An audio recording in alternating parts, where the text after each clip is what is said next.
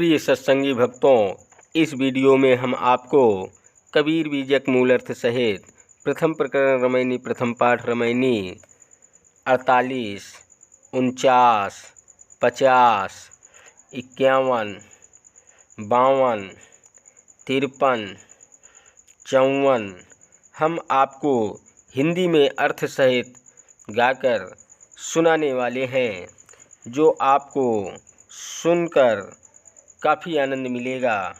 Video की last date तक ज़रूर बने रहिएगा ताकि आपको सारी जानकारी सही तरीके से मिल सके, और बेल वाली घंटी दबाना मत भूलें ताकि आपको सारी नोटिफिकेशन हमेशा मिलती रहे।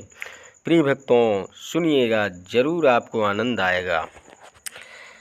हम मानिक पुर कबीर बसेरी, मद्यति सुनी शेखती केरी। ऊजा सुनी जौनपुर थाना, असूझी सुनी पीरन को नामा। कैसे पीर लिखे ते ही ठामा, खत्मा पढ़े पैगंबर नामा। सुनी बोले मोही रहा न जाई, देखी मुकरबा रहा भुलाई।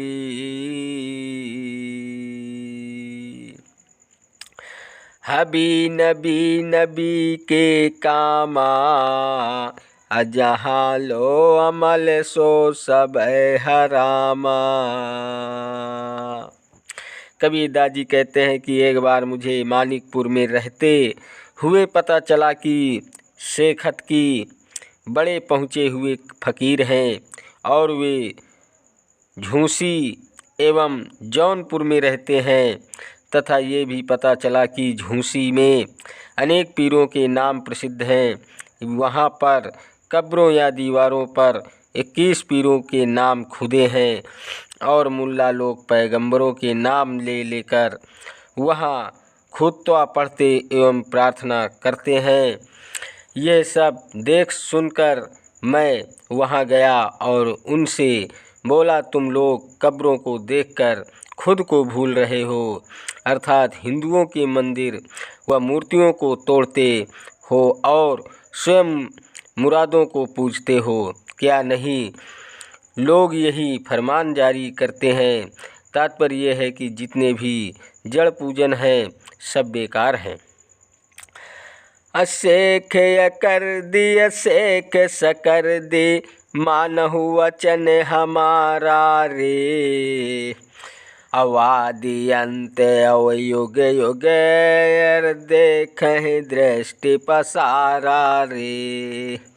कबीरदास जी कहते हैं, ए अकरदी और सकरदी, शेखों मेरी बात मानो और आँख खोलकर देखने की चेष्टा करो कि आदि अंत वाली नाशवान वस्तुएं क्या हैं तथा युग युग तक रहने वाली नित्य वस्तु क्या है। तात्पर्य यह है कि नाशवान जड़ वस्तु की अपेक्षा अविनाशी आत्मा ही पूजनीय है। अदर की बात कहो अदर बेसा, बादशाह है कौन अभेसा। कहाँ कोचर कहाँ करे मुकामा, मैं तो ही पूछो मुसलमाना। लाल दर्ज किए नाना बाना, कौन सूरत को करो सलामा। काजी काज करहूँ तुम कैसा, घर घर जब करावहूँ भैंसा। बकरी मुर्गी किन फुर माना, किसके कहे तुम छुरी चलाया। दर्द न जानहूँ पीर कवावहूँ, बैता पढ़ पढ़ जग भर मावहूँ। कहे कबीर ये कि सैयद बोहावे, आप सरीखा जग कबुलावे। जिन्हें ये बंद है कि मोहम्मद कुरान तथा इस्लाम के जरिए हमने ईश्वर की सच्ची पहचान कर ली है, अतः हम लोग ही स्वर्ग जाएंगे, शेष लोग तो काफिर हैं और नरक में जाएंगे। ऐसे लोगों को, खासकर मुसलमानों को चेतावनी देते हुए कबीरदास जी कहते हैं कि ए फ़कीरों, तुम अल्लाह ताला के दरबार की बात बताओ, क्योंकि तुम तो वहाँ पहुँच चुके हो। बताओ कि ईश्वर किस वेश में रहता है, चूँकि वो एक जगह तो रहता ही नहीं, इसलिए यह बताओ कि वो कहाँ से प्रस्थान करता है और कहाँ उसका स्थान है। मैं यह पूछता हूँ कि वो लाल कपड़ा पहनता है या पीला अथवा अनेक रंगों वाला, तुम किस शक्ल को सलाम करते हो? ए काजी, तुम कैसा काम करते हो जो घर घर भैंसा कटवाते हो?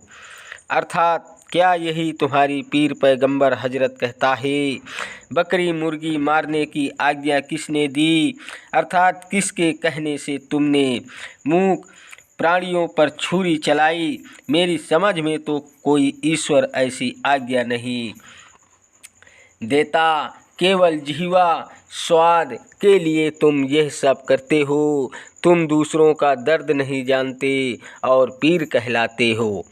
तात्पर्य यह है कि खुद तो गोश्त रोटी आदि खाते हो और लोगों को कविता शायर आदि पढ़कर बहकाते हो।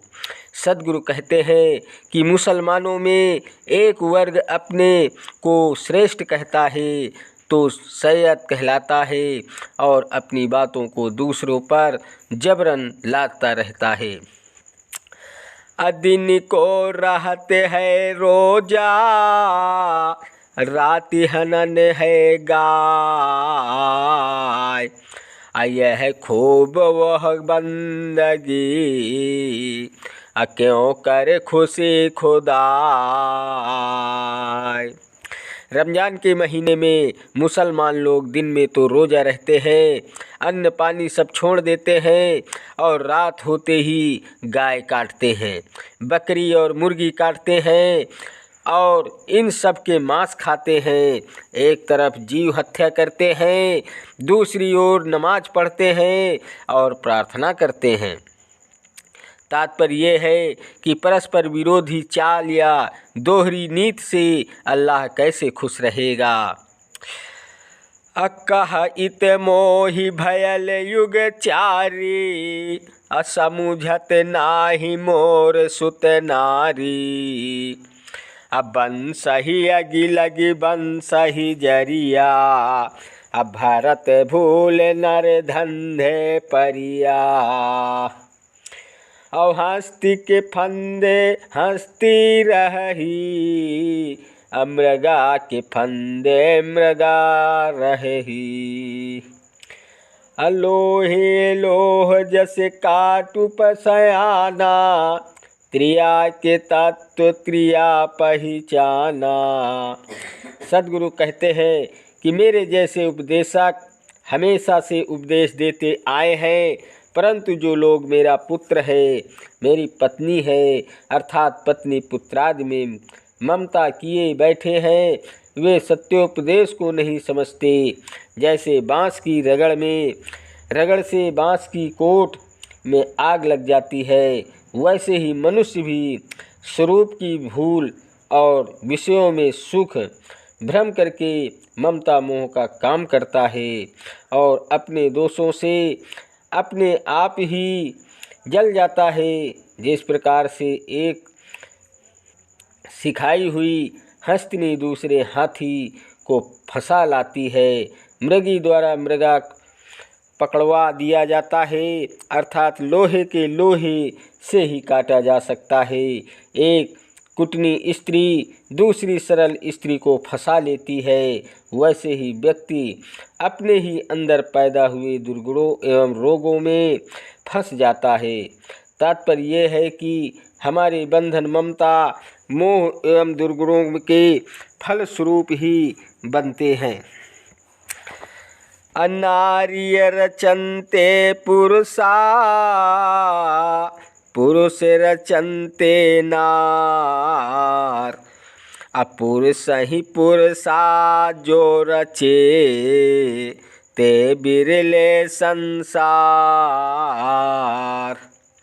कबीरदास जी कहते हैं कि स्वभावतः स्त्री और पुरुष एक दूसरे में आसक्त होते हैं, परंतु जो स्त्री पुरुष के दैहिक भाव मिटाकर केवल शुद्ध चेतन स्वरूप पुरुष में लीन होता है वही सच्चा साधक है। अर्थात सांसारिक भोग से हटकर अध्यात्म भोग वाले बिरले ही होंगे। जाकर नाम अकहुआ रे भाई, ताकर काह रमैनी गाई। कहे तात्पर्य एक ऐसा, जस पंथी बोहित चढ़ी वैसा। है कछु रहनी गहन की बाता, बैठा रहे चला पुनि जाता। रहे बदन नहीं स्वांग स्वभाव, मने अस्थिर नहीं बोले काहू। हे भाई, जिसका नाम कहते नहीं बनता, अर्थात जो मन वाणी से परे है, उसकी प्रार्थना कैसे की जा सकती है। कुछ बुद्धिमान लोग तो एक आशय ये भी लगाते हैं कि जैसे स्त्री जहाज पर बैठकर समुद्र से पार हो जाते हैं, वैसे ही साधक निज स्वरूप को समझकर अपन आप शांतिपूर्वक संसार सागर से पार हो जाता है। यह तो कुछ रहनी गहनी की बात है, इसमें बाह्य प्रदर्शन की आवश्यकता नहीं है, किंतु मन के समाहित हो जाने से वह स्थिति स्वयं मिल जाती है। जिस प्रकार जहाज में बैठा रहने पर भी आदमी अपने गंतव्य तक पहुंच जाता है, अर्थात देखने में बैठा है लेकिन जा भी रहा है, ठीक उसी तरह स्वरूपस्थ साधक बाहर से देखने में क्रियाहीन लगता है, परंतु वास्तव में वही गतिशील साधक बाहर से देखने में क्रियाशील लगता है, परंतु वास्तव में वही गतिशील है, क्योंकि वो अपने लक्ष्य की ओर लगातार बढ़ रहा है। और ऐसी स्थिति में जाने के लिए तिलक तेलादि अब भभूत अर्थात पाखंड करने की नहीं है। तात्पर्य यह है कि सच्चा साधक वही है जो अपना मन स्थिर रखे और निरर्थक बातें ना करे, अर्थात मौन सर्वार्थ साधनन की नीति पर रहे। अतन राता मन जाते है, मन राता तन जाय। अतन मन कै होए रहे, तब हंस कबीर कहाय। जहाँ पर शरीर आसक्त हो वही मन जाता है, और जहाँ मन आसक्त हो वही शरीर जाता है, परंतु जो साधक शरीर और मन दोनों को वश में कर लेता है वो हंस कहलाता है, अर्थात जड़वत को त्याग कर स्वरूप स्थित मानने वाला ही हंस है, ऐसा कबीरदास जी कहते हैं। अजहि कारण शिव अजहु वियोगी, अंग विभूति लाए भव योगी। अशेष सहस्त्र मुख पार न पावे, सो अब खसम सही समझावे। हो ऐसी विधि जो में कह ध्यावे, छठवें माह दरस सो पावे। कौन हु भाव दिखाई दे हो, गुप्त ही रहो स्वभाव सबले हो। जिस परम तत्व को पाने के लिए शिव जी अपने शरीर में राख लगाए आज तक घूमते हैं और योगी जीवन जी रहे हैं, जिस परम तत्व का शेष जी अपने 1000 मुखों से गुणगान करते हैं परंतु पार नहीं पाते, उसी कुल मालिक को आज के गुरु लोग सही सही समझाने का दावा करते हैं और घोषणा करते हैं कि मेरी बताई विधि से प्रार्थना उपासना करने पर मालिक के दर्शन होंगे अर्थात मोक्ष मिलेगा। मैं किसी प्रकार दिखाई दूंगा अर्थात गुप्त रहकर भी तुम्हारे स्वभाव की जांच परख करता रहूँगा। कहे कबीर पुकार के सबका उहे विचार, कहाँ हमारे माने नहीं कैसे छूटे भ्रम जार। कबीरदास जी कहते हैं कि सबका विचार है कि गुरु भगवान के दर्शन करा देता है, परंतु लोग मेरी इस बात को नहीं मानते कि इंद्रिय और मन से जितने भी दर्शन होते हैं सब जड़भास अध्याय है अर्थात माया के ही स्वरूप है, अतः इनका भ्रम रूपी बंधन कैसे कट सकता है। महादेव मुनि अंत न पाया, उमा सहित उन जन्म गमाया, उनहुते सिद्ध साधक होई, मन निश्चय कहूँ कैसे कोई, जब लग तन में आहे सोई, तब लग चेति न देखें कोई, तब चेती है तब तजी है प्राणा, भया अयान तब मन पछताना, इतना सुनत निकट चली आई, मन का विकार न छूटे भाई। योगी महादेव जी ने पत्नी उमा के साथ रहकर ब्रह्मा की खोज करते करते अपना जीवन खो दिया, परंतु ब्रह्मा का रहस्य नहीं समझ सके। अब क्या उनसे बड़ा भी कोई साधक या सिद्ध पुरुष हो सकता है। तात्पर्य यह है कि महादेव जैसे योगी जिसका रहस्य नहीं समझ सके, उस विषय के संबंध में बाद के लोग क्या पता लगाएंगे। जब तक शरीर में प्राण है तब तक आदमी सच्चाई की परख नहीं करता, तो क्या प्राणांत होने पर उसको होश आएगा, अर्थात जब समय नहीं रहेगा तब कैसे सावधान होगा। तब तो जीव अपने जीवन के कर्मों का सारा लेखा जोखा सोच कर और लेकर पश्चाताप करता चला जाएगा। तात्पर्य यह है कि सत्संग एवं शास्त्रों की बहुत सी बातें सुनते सुनते मौत निकट आ जाती है, परंतु मन के विकार दूर नहीं हो पाते हैं। हे भाई, मन का विकार जब तक दूर नहीं करोगे कुछ नहीं मिलेगा।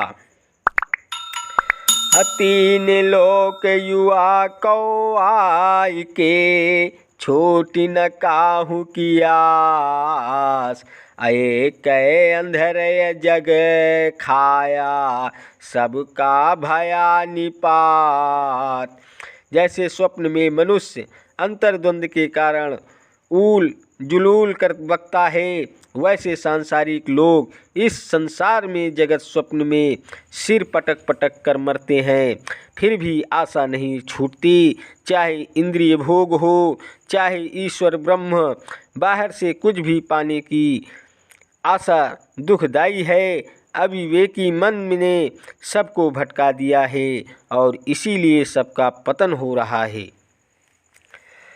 अमरी गौ ब्रह्मा काशी को बासी, जीव सहित मुए अविनाशी, मथुरा को मरी गौ कृष्ण गोआरा, मरी गए दसों अवतारा, मरी गए भक्ति जिन ठानी, सद्गुण निर्गुण जिन्हीं आनी।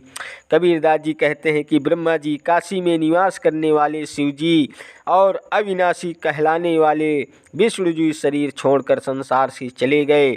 मथुरा के गोपाल श्री कृष्ण जी सहित 10 अवतारों में गिनाए जाने वाले देव और महायोगी सभी संसार से चले गए, अर्थात सगुण भक्ति को मानने वाले भी चले गए और सगुण में निगुण भक्ति की कल्पना करने वाले भी चले गए। तात्पर्य ये है कि इस नश्वर शरीर में कोई भी अविनाशी नहीं है और सबको काल का ग्रास बनना पड़ता है। अनाथ मच्छंदर बाँचै नहीं, गोरख दत्त औ व्यास। कहें कबीर पुकार के, ई सब परे काल के फांस। महायोगी मत्स्य इंद्रनाथ, गुरु गोरखनाथ, दंतावित्रेय महाराज और महापंडित वेद व्यास आदि सब काल कबलित हो गए। कबीरदास जी कहते हैं कि देवता, अवतारी, सिद्ध, योगी एवं सर्वज्ञ पंडित ज्ञानी सब देह छोड़कर चले गए। प्रिय दोस्तों, इसके आगे के रमैनी हम आपको अगली वीडियो में गाकर बताएंगे, अर्थ सहित हिंदी में। तब तक के लिए हमारी अगली वीडियो का इंतज़ार रखिएगा। अगली वीडियो में आपको इसी तरीके गाकर हम बताते रहेंगे। प्रिय भक्तों, प्रिय दोस्तों, अगर वीडियो सुनकर आपको पसंद आया हो तो वीडियो लाइक, शेयर और सब्सक्राइब कीजिएगा। धन्यवाद देता हूँ आप सभी को, मेरे YouTube वीडियो देखने वाले दर्शकों को।